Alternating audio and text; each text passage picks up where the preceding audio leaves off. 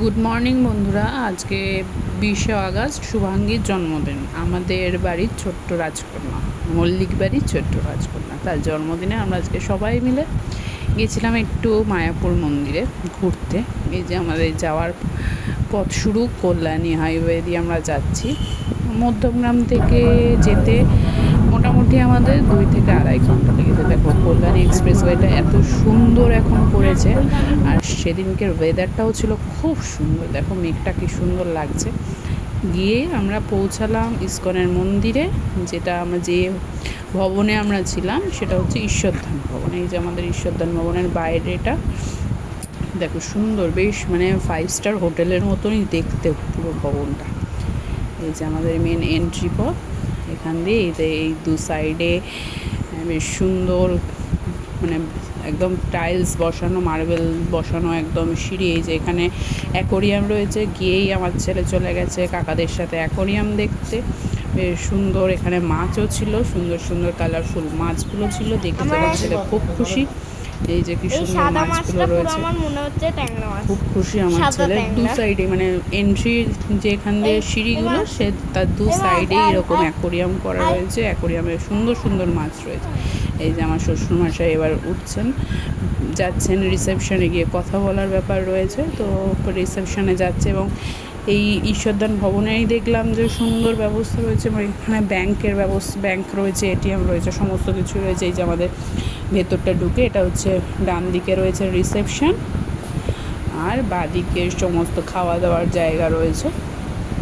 আর বিল্ডিংটা মোটামুটি 5 তলা মতন বিল্ডিং, সুন্দর একদম। এই যে আমরা রুমে চলে গেছি, রুম থেকে কি সুন্দর মন্দিরটাও দেখা যাচ্ছে। এই যে নতুন যে ইসকনের যে মায়াপুরের মন্দিরটা হচ্ছে, সেই মন্দিরটা হচ্ছে এই যে দেখা যাচ্ছে জানলা দিয়ে, আমাদের রুমের জানলা দিয়ে দেখা যাচ্ছিলো। আর এটা হচ্ছে ভবনের বাইরের ডেকোরেশনটা, মানে এটা হচ্ছে গ্রাউন্ড ফ্লোর। এই যে ডেকোরেশন, আমরা আবার বেরোচ্ছিলাম, এসে রুমে আসার পরে আবার আমরা এখানে বেরোচ্ছিলাম একটু ঘুরতে যাবো বলে। কারণ মেন হচ্ছে আমাদের ঈশ্বরধাম ভবনে থাকা, কিন্তু আমাদের গদা ভবন থেকে পারমিশনের ব্যাপার ছিল। এই যে আমরা টোটো করে যাচ্ছি গদা ভবনে। এই যে ওরাদেরই গাড়ি দিয়েছে, আমরা সবাই একটা গাড়ির মধ্যেই সবাই ধরে গেছিলাম, সবাই মিলে আমরা যাচ্ছি গদা ভবনে। গদা ভবন থেকে গিয়ে আমরা ওখান থেকে, ওদের মেন পারমিশন করতে হয় গদা ভবন থেকে। এই যে আমার ছেলে, এই যে এটা, এই যে আমরা গদা ভবনের দিকে যাচ্ছি, মন্দিরের থেকে বেরিয়েছি। এই যে বাইরেটা আমরা যাচ্ছি এখন। এই যে আমাদের রাজকন্যা গদা ভবনের দিকে যাচ্ছি, টোটো করে যাচ্ছি। বেশিক্ষণ লাগে না, কিন্তু যেহেতু আমাদের গাড়ি দিয়েছিল, তো সেই আমরা গাড়ি করেই গেছি। আমাদের মানে এটা হচ্ছে আমাদের দুপুরের লাঞ্চে ছিল অনেক রকমের মেনু, মোটামুটি আমাদের থালি সিস্টেমে দিয়েছিল। এই যে আমরা বিকেল হয়ে গেছে, বিকেলবেলা আমরা আবার মেন মন্দিরে যাওয়ার উদ্দেশ্যে বেরোনো হচ্ছে। এই যে আমার শ্বশুর শাশুড়ি, আমার হাজবেন্ড, এটা আমার এক দেওর, এটা আর একটা দেওর, এই যে আমি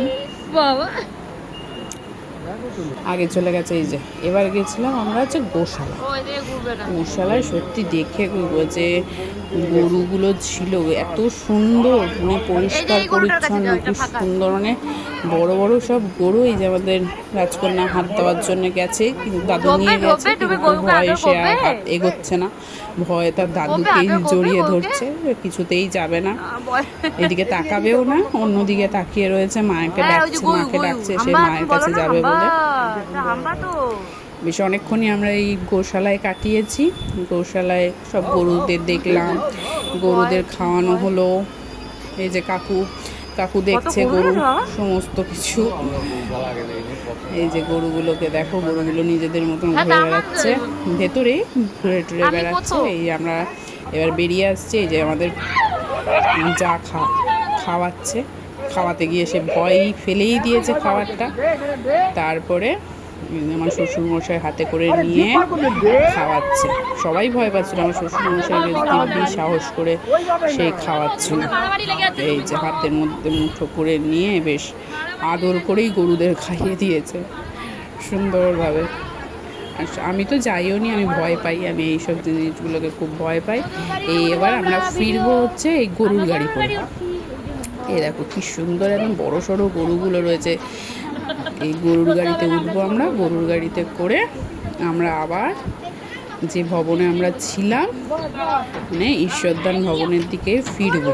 এবার আমরা মন্দিরে, এরপরে আমরা মন্দিরের সামনে যাব, এই গাড়ি করে আমরা মন্দিরের সামনে যাবো। মন্দিরের সামনে গিয়ে